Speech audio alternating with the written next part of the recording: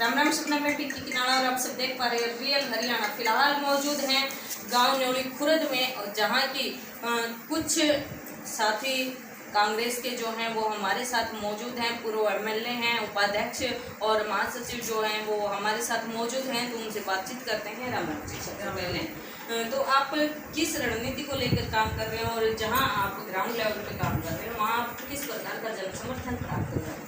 देखिए, हम कांग्रेस पार्टी के लिए यहाँ काम कर रहे हैं। ये जो चुनाव आया है इसके लिए, और जनता जनार्दन है, और जनता की जो आवाज़ है, अंदर से जो आवाज़ आ रही है, वो यहाँ पर बदलाव लाने की पूरी तैयारी है। जी, मैं आपसे एक बात पूछूं, आप जैसे ग्राउंड लेवल पे काम कर रहे हो, आपको क्या लगता है कांग्रेस कितने वोटों से जीत रही है? कांग्रेस कम से कम 20 और 25 के बीच में लीड करेगी। 20 और 25,000 के लीड करेगी कांग्रेस पार्टी। कितना कॉन्फिडेंस है आपके? कॉन्फिडेंस हमने पूरा कर दिया है। लोगों की जो भावना पड़ी है ना, अंदर से जा के हम पढ़ते आ रहे हैं, हर आदमी से हम पूछ रहे हैं, तो उन्होंने एक एक बात हमारे को बता दी। वैसे राम राम जी। तो अगर मैं बात करूं सर आपसे कि जब आप ग्राउंड लेवल पे जा रहे हो तो आपको कौन सी समस्या सबसे ज़्यादा लोग बता रहे हैं कि हम इस समस्या से सबसे ज़्यादा जूझ रहे हैं? इस गांव के कुर्सियाँ अलग लोगों की समस्या भी किसान में, जैसे दोनों के सामने समस्या है रोजगार की, किसान के सामने समस्या है। अब जिस तरह से किसानों को डीएपी घर की जरूरत है, चाहे आदमपुर की बात की ना, चाहे बाकी जगह की कॉन्स्टिट्यूंसी की बात की, बिलोंग करता हूँ मेरे लोग कॉन्स्टिट्यूंसी की बात जमींदारों को खाद लाइफ के अंदर मिलते हैं, एक दो कट्टा बड़ी मुश्किल से मिलता है, टाइम वेस्ट करता है।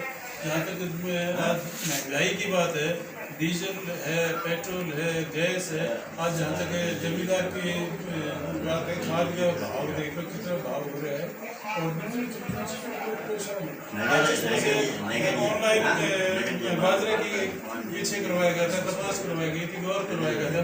अब बाजरा जिस आदमी ने, मैं मेरे से कह सकता हूँ, मेरे परिवार चीज है, मेरा लड़का है, मेरी लड़की है, मैं हूँ, हमारे जमीन नाम है, खेती की दिखाई हुई है बाजरे की, लेकिन बड़ी मुश्किल से 3 एकड़ के अंदर बाजरा दिखाया गया, और उस 3 एकड़ के एक एकड़ हमारे पास कम से कम 5 एकड़ के अंदर बाजरा लिखवाया था, लेकिन ऑनलाइन किया था, हमारे पास है क्या बुकिंग करवाई, लेकिन जब आता है एक भी आपकी बाजरा, तो अब आप उसको कहाँ बेचोगे? अब खुली मार्केट के अंदर बेचेंगे। मार्केट के अंदर 1650-1700 रुपये मीटर, सरकार 450 रुपये भी देती है।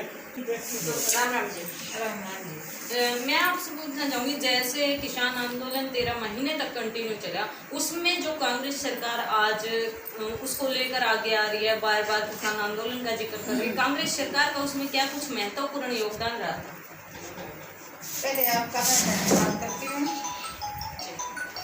उस आंदोलन में सभी का सहयोग था। ज्यादातर कांग्रेस का ये था, दीपेंद्र हुड्डा सिंह ने बैठ कर किसानों के बीच में खाना खाया, किसानों के बीच में रहा और पूरा सहयोग दिया किसानों का। और जो दूसरी पार्टी थी वो कहती थी, हमारी महिलाओं ने भी बहुत साथ दिया, हमारी बहनें हरियाणा से बहुत जाती थी। वो कहते थे ये लंगावादी हैं, उग्रवादी हैं, ये दारू पिकाते हैं, ये पीछे लेकर आते हैं, या तो सब तरह के होते हैं, लेकिन ऐसा कुछ नहीं था। वो किसान थे और किसान ही थे, तभी तो मोदी ने थूक के चाटा,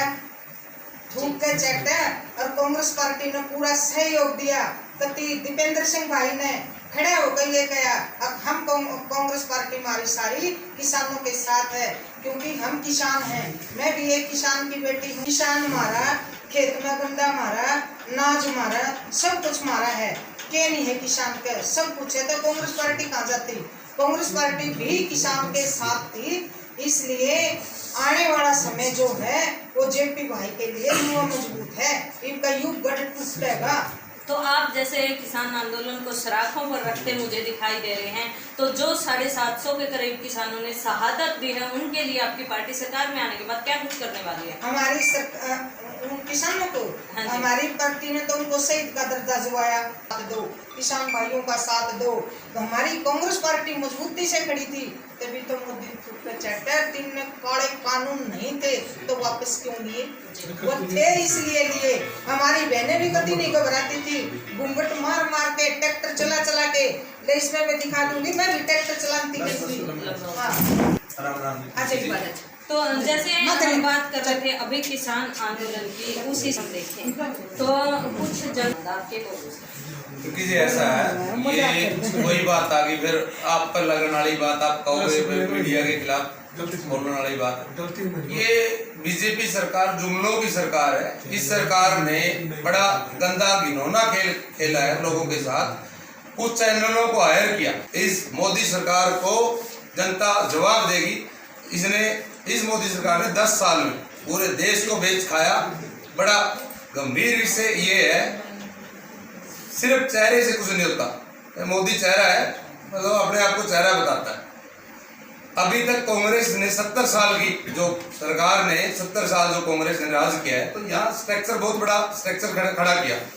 कांग्रेस ने यहाँ रेलवे स्ट्रक्चर खड़ा किया, इंडस्ट्रीज खड़ी करी, आप देखो मतलब एयरपोर्ट खड़े करे, मतलब पूरा सिस्टम अंग्रेजों के टाइम से रेलवे लाइन बिछी हुई है। क्या मोदी और मतलब खट्टर की तो बात ही अलग है। मोदी अभी चाहिए बताए इन रेलवे का लाइनों का क्या रेट है, जिनका कोई रेट ही नहीं है। 100 साल 200 साल से जो रेलवे चल रही है, पूरा भारत की जो कमाई से ये जो खड़ा किया लाइनें वगैरह में बेच दिया अडानी अंबानी को। ये बड़ा घटिया घिनौना काम किया। क्या है जी, कहीं ना कहीं विकास बातें करते ना करते हुए सिर्फ नेताओं के ऊपर कोई ना कोई आरोप लगा के मजाक बना के उन्हें बदनाम करने का काम कर रही है। ये आपने जो है पहले जवाब के चैनल को धन्यवाद करती हूँ। और इनको तो ये है ना झूठ बोलने का काम है इनका। ये है ना बिल्कुल है ना विकास के नाम से एक डब्बा है। विकास के नाम का भी इनके पास कोई चीज़ है नहीं। ये तो सिर्फ बातों में विकास करते हैं, जमीन से जुड़ी हुई है कोई विकास नहीं करते। आप किसानों से जाके मिलो, विकास पूछो, जमीन की मजदूर से पूछो, या किसी भी मतलब बच्चे पढ़े लिखे उनसे पूछो क्या विकास हो रहा है। विकास तो है ना अभी मेरे ख्याल में इनका पढ़ने जोगा भी नहीं हुआ। अभी ऐसे स्कूल में चले जाए विकास हो जाए है। विकास ही ने नाम रखा है, स्कूल में नहीं भेजा है इन्हें। विकास तो कांग्रेस पार्टी ने कराया है। ये जो वे कह रहे हैं भाई 70 साल में कांग्रेस ने क्या किया। अरे जो तुम रोज बेच रहे हो ये किसकी देन है। एयरपोर्ट तुमने बेच दिया है, BSNL तुमने बेच दी, लाल किला तुमने गिरवी रख दिया है, रेलवे तुमने बेच दी। सिर्फ एक आदमी बचे हैं, इनका है ना मुंह में जुबान है, ये चीज बोलना तो बंद हो गया ना। अरे एक बार इन और मौका मिल गया तो आदमियों को भी नहीं छोड़ेंगे। तो आपका कहना है कि ये सिर्फ हर चीज़ को जो बेच रहे हैं वो कांग्रेस की देन है। हाँ जी। तो फिर आप जैसे आने वाली रणनीति में अगर हम मान के चले कांग्रेस सरकार आने वाली सरकार हम मान के चले, तो किस रणनीति को लेकर आप चल रहे हो? आने वाले विकास कार्य आपकी क्या कुछ रहेगी? हमारे आने वाले विकास कार्य है ना, सबसे पहले बच्चों का रोजगार जी। रोजगार बच्चों जवान बच्चे हमारे ऐसे घूम रहे हैं, उनके लिए रोजगार बहुत जरूरी है। जहीं बच्चों का कंपनी है, कोई फैक्ट्रियाँ हैं, ये सब हमारी सरकार लगाएगी आके। अब जैसे किसान है बेचारे, इनको अच्छे भाव दिलाएंगे। जैसे बुढ़ा साहब ने पीछे अपने राज्य में अच्छे भाव दिलाए थे, अब बुढ़ा तेरे राज्य में जीरी चढ़ गई जार में, विदेशों में सप्लाई हुई थी, इतने भाव मिले थे किसानों को। और इनको ना जैसे कोई कंपनी है फैक्ट्री है, जैसे बुढ़ा साहब ने गुवाहाटी में रेल कोच फैक्ट्री लगवाई थी बच्चों के रोजगार के लिए। ये बिठा को मोदी जी कहाँ ले गए? गुजरात में। क्यों हमारे हरियाणा बच्चे नहीं थे? हमारे बच्चों को ये रोजगार नहीं चाहिए था क्या?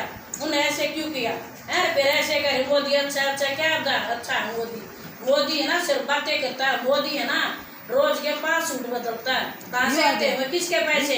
अरे कहता है मैं तो झोला उठा के चले आ जाऊंगा।